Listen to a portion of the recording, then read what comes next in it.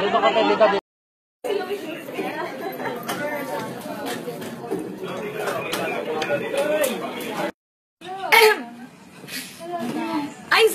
Aizan, bakit ka tumag third wheel? Bakit? Alright, go Marbury! Saan mo? Kanino yung puli niya sa ano, kamay ni Marco? Oh.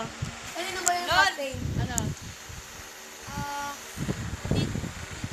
Binawi mo na? Ay, ginawa ko po.